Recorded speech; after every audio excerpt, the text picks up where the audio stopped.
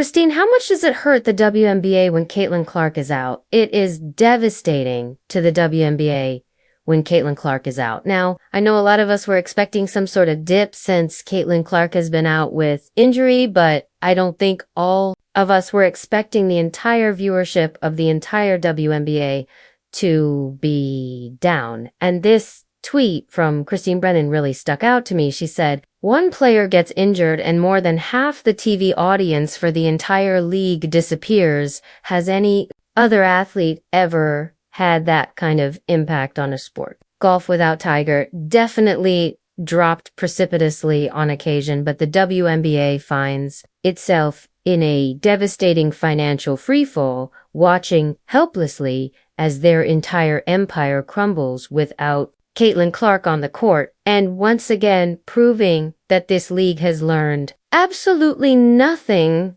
about protecting the one player who single-handedly dragged them from obscurity into the spotlight. This is the story of how a league continues to shoot itself in the foot while their golden goose lies injured on the sidelines, and how their stubborn refusal to acknowledge reality is costing them millions of dollars every single day. And the truth is the truth, and the data is there. And what we saw when Caitlin was out, the last time, the 5 games that she missed earlier in the season, the WNBA's viewership dropped more than 50%. Not just the Fever, but the entire league in this age of manufactured drama and social media controversy. Facts have become as rare as sold-out WNBA games without Caitlin Clark when Clark was sidelined with a quad injury on May 24th. The harsh reality of the league's dependence on one player was exposed for the world to see now that she's out again. With a groin injury, till who knows when, we are seeing a repeat of what happened. Quote, injury jumped to her groin, likely because of compensation. But the thing that you have to be careful of is if, say, you try to rush her back from this injury, as well, then you're getting into this territory where a very serious injury can happen. That is what the Indiana Fever, that is what Caitlin need to avoid the best that they possibly can. So if it means that Caitlin is out for 3 weeks, if it means that she is out all the way through All-Star, then so be it. Nationally televised viewership plummeted by a staggering 55% as games featuring the Indiana Fever saw a 53% drop in viewership, falling from an average of 81 million viewers when Clark played to just 847,000 without her. But here's where this story gets absolutely ridiculous, and by ridiculous, we mean predictably catastrophic for a league that refuses to learn from its own mistakes. Clark went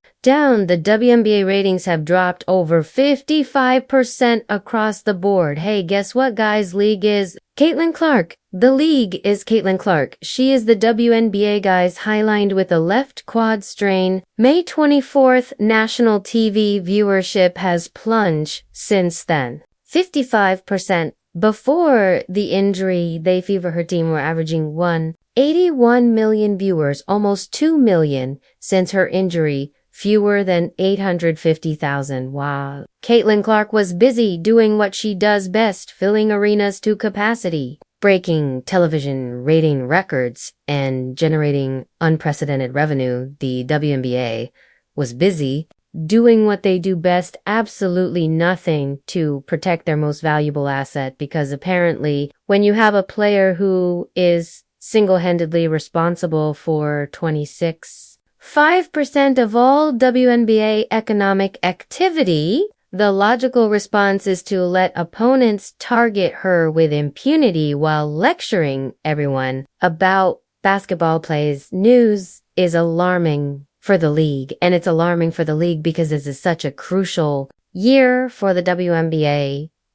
At the end of this season, the WNBA will go into CBA negotiations. If negotiations go well, then every single player in the WNBA has a much better chance of making so much more in their next contract. And that's one thing. When you start thinking about how many people stopped watching when Caitlin Clark got injured, a lot of people stopped watching because they are boycotting the They don't want to give viewership to any other teams or any other players, whether they like other players on the team or not, because of how the media and the league itself has handled Caitlin Clark and how they have treated her fans. What's particularly fascinating, and by fascinating, I mean deeply infuriating, is how this exact scenario has played out before, yet the league seems incapable of learning from their own history. This isn't the first time the WNBA has watched their ratings and revenue collapse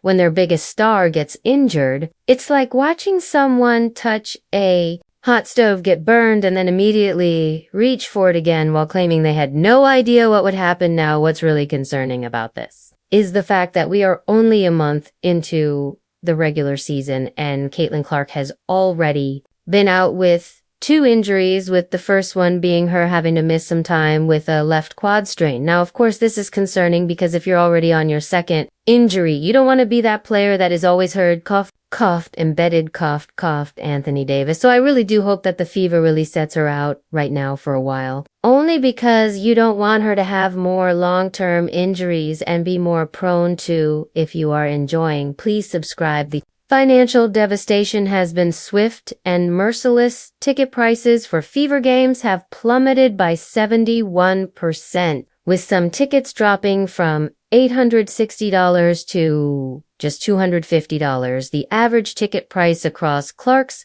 missed games fell from $1,370 to $80, representing a staggering decline that speaks volumes about who actually drives interest in this league.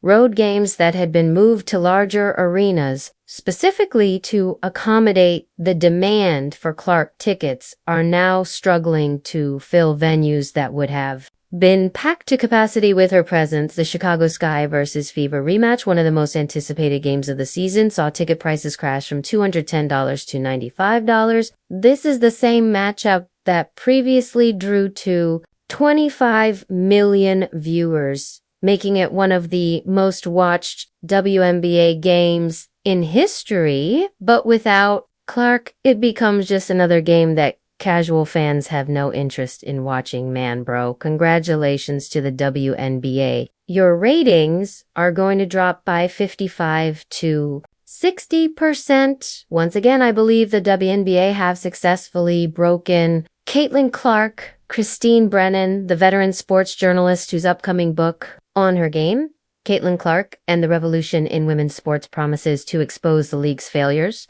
has been one of the most vocal critics of the WNBA's handling of their star player. The WNBA continues to fail to meet the moment. Brennan wrote, after yet another incident where Clark was targeted by opponents, people are watching as never before. And this is what they see. Brennan's criticism cuts to the heart of the matter. The league has data showing that Clark alone draws more than half the league's TV audience, yet they continue to allow her to receive cheap shots and hard fouls that serve no purpose other than trying to intimidate their biggest draw. It's like watching a restaurant owner allow customers to harass the chef whose cooking is the only reason people visit the establishment as big a deal as Tiger was in men's golf. Keith, he did, and when he was gone, it affected the ratings, but nothing like that. And, Michael Jordan being out, maybe, 5 percentage points or something, nothing like this. You can make a strong case, and I will make that case and have that there is no one single athlete more important to his or her sport or tour or whatever the circuit is that they play on than Caitlin Clark is to the WNBA.